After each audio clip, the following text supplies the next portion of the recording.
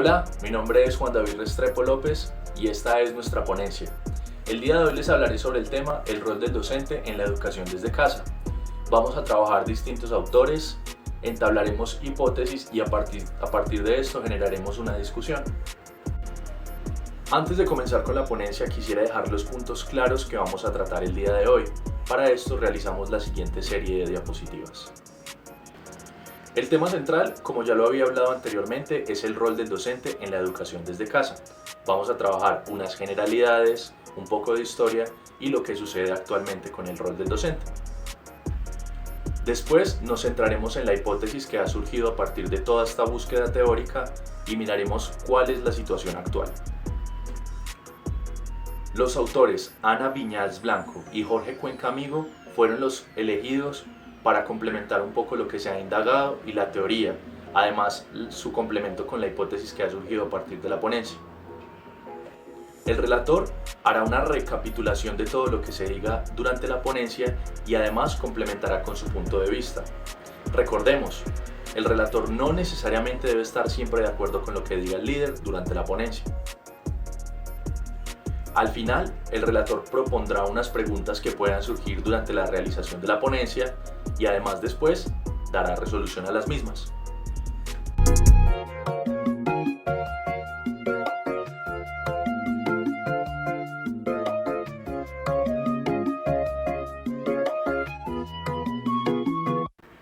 El rol del docente es una figura que se remonta hacia lo más primitivo de la historia de nosotros como seres humanos.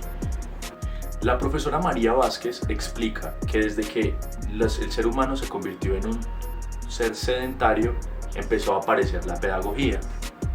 Una serie de personas, no muchas, algunos, eran los escogidos para impartir este conocimiento que se presentaba en ese momento, como era la cacería, la pintura, la construcción de armas, etc. Esto se ha venido trabajando desde hace miles de años y teniendo en cuenta que al principio no existían escuelas o sitios donde las personas fueran a buscar estos lugares para que les enseñaran, entonces empezó a surgir lo que es la educación desde casa.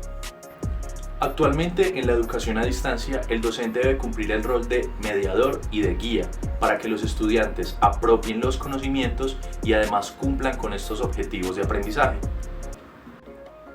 A continuación, la hipótesis que surgió a partir de la búsqueda teórica y la investigación en cuanto al tema fue el rol del docente en la educación desde casa, sea cual sea el formato en el que se vea, homeschooling, virtual, por radio, por televisión, por correspondencia, debe ser el de motivador e innovador. Ya que al no poder contar con la presencialidad, el docente debe construir y buscar formas en que sus estudiantes se interesen sin que lo vean como una obligación. En este punto es importante que el docente motive a la vez de que exige. Motivar para generar curiosidad en los estudiantes y exigir para que se cumpla con las tareas o con lo establecido. Ana Viñals y Jorge Cuenca, en su artículo El rol del docente en la era digital, explican que los tiempos han cambiado y por ende las maneras de enseñar también. Argumentan que todo el conocimiento se encuentra en la red, pero debe ser el docente quien guía al estudiante para buscar ese conocimiento, ya que la tecnología por sí sola no va a enseñar nada.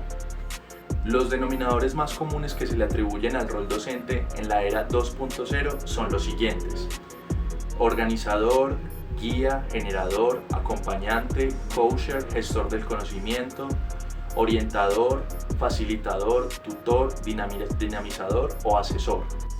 Estos nuevos roles se asientan en que se debe cambiar la transmisión unidireccional del conocimiento por un intercambio horizontal de información, que sea abundante, caótico y no tiene que ser necesariamente estructurado.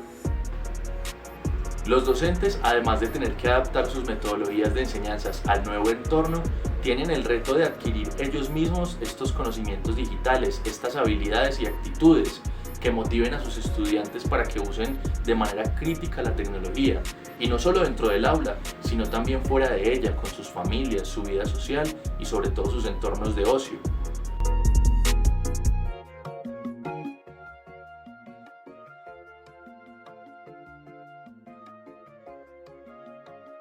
Para agregarle al aporte de Juan David, creo que es muy pertinente hablar del uso de las herramientas digitales y ver cómo los docentes las ven en el aula de clase, que muchas veces los docentes ven estas herramientas como un distractor o como una falencia en el aula de clase. Pero es ver que podemos cambiar ese pensamiento y encontrarnos con que es una fortaleza, es algo que nos puede servir en el aula de clase.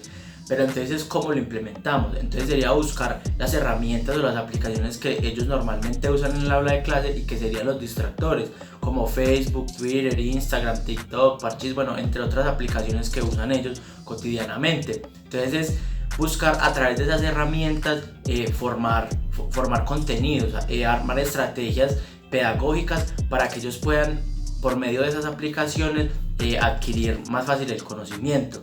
Entonces es como replantear todo este pensamiento y lo que va a permitir es que el estudiante genere una mayor apropiación de los temas que se le van a dar, porque no simplemente están en una clase normal, sino que están aprendiendo por medio de algo que utilizan normalmente, que les interesa.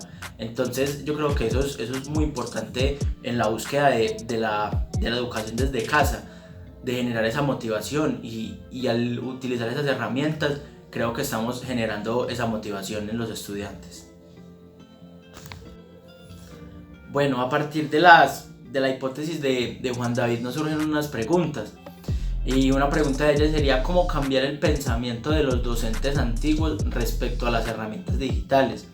Y la respuesta a esto es que la mejor manera para que los docentes antiguos puedan sentirse cómodos y se apropien de estas herramientas digitales es permeándolos, es estar en un constante acercamiento con las mismas, con las herramientas.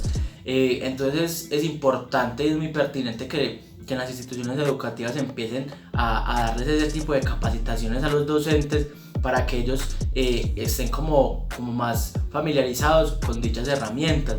Entonces ponemos como ejemplo el caso de la institución educativa Alfonso Jaramillo, donde a los docentes cada semana les están dando una charla sobre el uso de las herramientas digitales en el aula de clase, aprovechando la pandemia. Entonces es ver cómo apropiar esas herramientas en el aula de clase. Entonces creo que es muy importante el uso de las conferencias y de las charlas para los docentes. Otra pregunta que nos surge a partir de la hipótesis de Juan David es: cuando se habla de motivar a los estudiantes, ¿cuál sería una estrategia efectiva?